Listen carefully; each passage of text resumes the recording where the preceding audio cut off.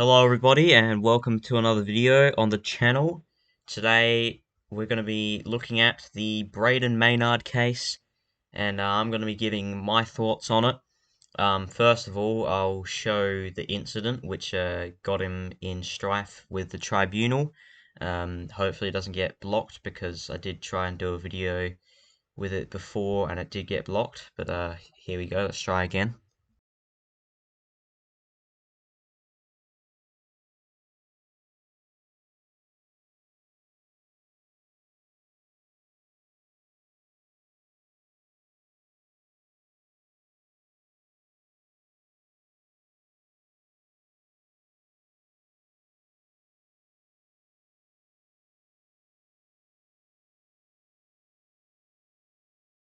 So that was the slowed down footage. It was the only video I could find on YouTube that was cropped enough to not be blocked on copyright basis. I'll try and speed that up to what it would have looked like in normal speed. But yeah, that's all I've got to work with. But it does give you a pretty clear idea of what happened. So the MRO AFL Match Review Office initially recommended that would be met with a 3+ game suspension. It was graded as severe impact, high contact, and careless conduct, which would have netted him a ban of at least 3 games. However, he just had a 4 hour long tribunal hearing where at the end of it all he was let off as they deemed his actions to be reasonable in those circumstances. Obviously, this verdict is going to cause a lot of debate in the AFL world. I mean, the post that the AFL sent out about an hour ago relating to the verdict already has nearly 1,500 comments, so it was a very hotly followed topic. There's going to be a lot of debate in the media in the coming week, so can't wait for Footy Classified tomorrow night. But anyway, now let's just get on to the point of the video, which is what I think of the verdict.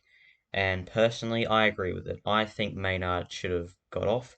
I put out a community post the other day criticizing the decision to recommend that he be suspended for 3 or more weeks. I think that was ridiculous, and I'm glad that the tribunal agrees with me. The 3 man panel, they decided that, yeah, it was reasonable for him to attempt that smother in that situation and brace for contact in the way he did. It was a footballing action. He attempted to smother. There was absolutely no malice in it. By the time he had the ball had gone past him and he could no longer smother it, there was like half a second before he was about to collide with Brayshaw. There was really nothing he could have done. Um, you can't sum up and assess the situation in that position. You can't assess what is the best way to brace for contact and also reduce the risk of injuring the other player. It's just not possible. And actually, during the hearing, a biomechanist was brought on, Professor Michael Cole, and he was asked whether Brayden Maynard would have had enough time to react and change his trajectory and protect Brayshaw somehow. And even he agreed that he had absolutely not enough time to react in that situation to avoid the collision, which I mean, once you're airborne, I don't know how you just change directions completely and avoid the collision, so I don't even get the point of that question. But yeah, even a professional scientist agrees that Maynard deserved to get off. Now, it'd be irresponsible not to at least look at the argument that the AFL put forward. Um, of course, the AFL were the ones trying to get Maynard suspended.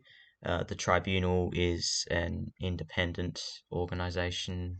Fucking, I don't know how it works to be honest, but yeah, the AFL argued that, or specifically AFL counsel Andrew Woods argued that there was no attempt to show or make the trajectory higher rather than move forward, which I don't really see how that's possible. You can't just sacrifice forward velocity for height. You need a fair amount of velocity to jump high, and sacrificing that velocity is not going to make your jump higher. If anything, it's going to be lower, actually. And he's attempting to smother the ball from a fair distance away, so he has to take a big leap forward, which, yeah, I mean, that might actually be the dumbest point I've ever heard, to be honest. He also said that a player in this situation who wants to smother, it might just be too unsafe to do so because of the forward trajectory. It's a contact sport, and basically what he's saying is every player should know when a attempt to smother may cause them to come in contact with another player and collide with them. So he's saying that that should always be in the back of every player's mind, which, why would that be in the back of every player's mind? Their attempt is solely to smother the ball. And I mean, if they happen to collide with another player, then bad luck. I don't. This is another just really weird, strange point. I don't understand how you avoid this. But anyway, he also presented some other options that were available. Like he could have made a more upright jump. Okay, well that's just the same thing as before. Which, whatever. Let's move on. And had his hands come down and braced, it would have logically cushioned the blow. I could sort of see that. I could sort of see where he's coming from with that last argument. It was the only remotely logical argument he made there. So yeah, basically what he's saying is he could have, like, instead of turning his body to like bump him essentially, even though that wasn't really his intent, he could have like placed his hands out or his arms out. Um, Although with half a second to react, that's, you kind of just have to go on instinct. Sure, he could have done that, but in the moment, he just kind of just thought to protect himself and turned his body, turned his head away. And also, there is another consequence that could come with putting his hands out. Potentially, if it goes wrong, if because obviously he's midair at speed, he could have potentially hit him with like his forearm or something, which could have also knocked him out. I mean, we've seen players get elbowed or have a forearm driven into them and they've been knocked out, concussed. So that could have potentially still happened. Um, and he would have been knocked out anyway. And then if he was to do that and Brayshaw was still knocked out, then that probably would have been classed as intentional because he would have intentionally put up his arm and driven his arm into his head, which would have been an even longer suspension. Like, that would have been classed as intentional rather than careless, and that would have been probably like 5 or more weeks. So yeah, look, that last argument I can sort of wrap my head around it, but I still don't quite agree with it. The rest of the arguments were just really dumb. And also, he said that players have a duty of care, so that when they leap for the ball, they have a duty of care for their opposition, which it's a contact sport. Like, are they supposed to just always try and limit the impact that their actions could have on their opponents?